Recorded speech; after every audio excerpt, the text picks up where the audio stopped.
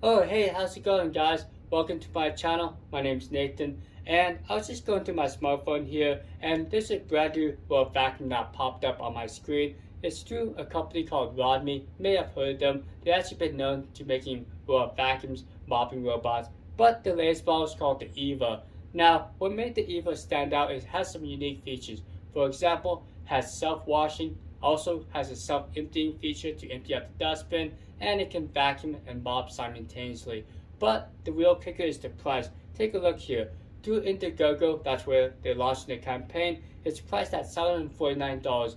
That's actually quite shocking compared to the competition. For example, the Robot S7 Max V Ultra is priced around $1,400, or if we take a look at the Ecovacs Omni X1, priced close to $1,800. You can see a pretty fast price difference.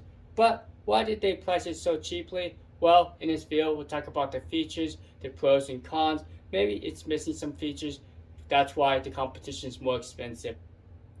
Right off the bat, you can see the design here. It looks pretty good. Reminds me of like the Dreamy Tech W10, which I reviewed on my channel, or like the Narwhal T10. But there's some minor differences.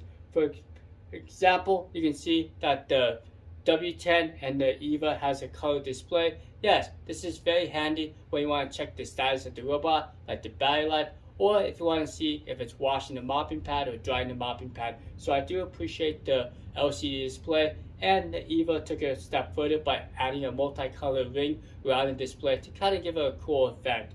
Okay, if we scroll down here, you can see some of the specifications. It has 3,200 pascals of suction, a little bit less than what the competition has. For example, the S7 Max V Ultra has around 5,200 pascals, and the Omni X1 is close to 5,000 pascals.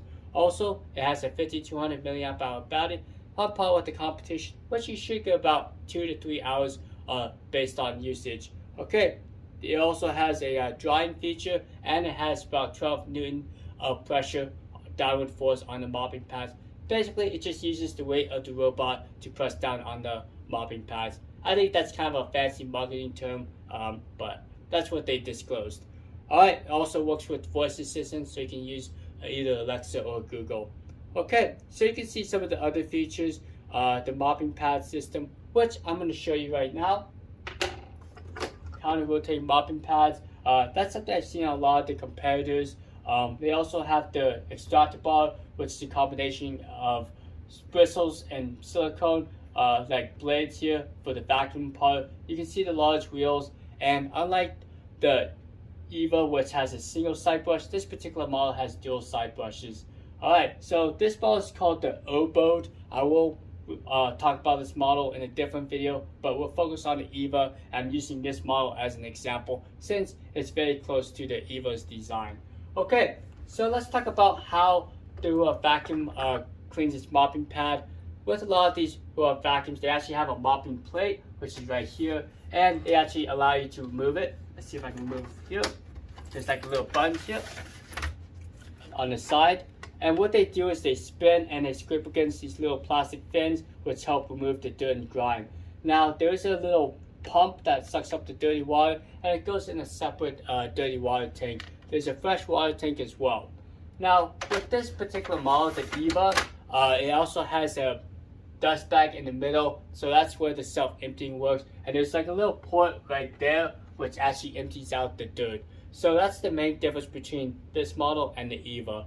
Okay, so let's talk about the water tanks. They say it's 4 liters, so you should be able to get about maybe a week or 2 weeks worth of mopping, depending on how often you mop. And they say you get about 60 days worth of dirt.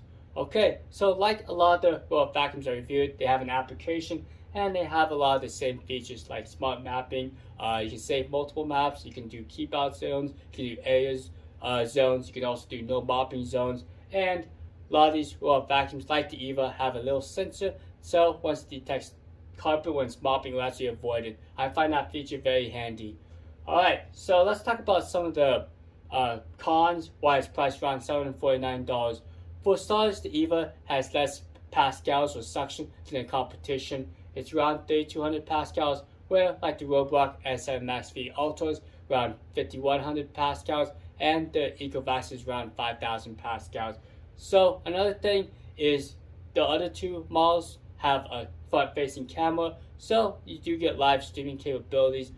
If you want to use the Robot Vacuum to keep an eye on your pets or your loved ones, you can do that, and they also offer two-way communication. So those are the main differences, but is that really worth the price difference of $600 or even $800? Well, that's up to you.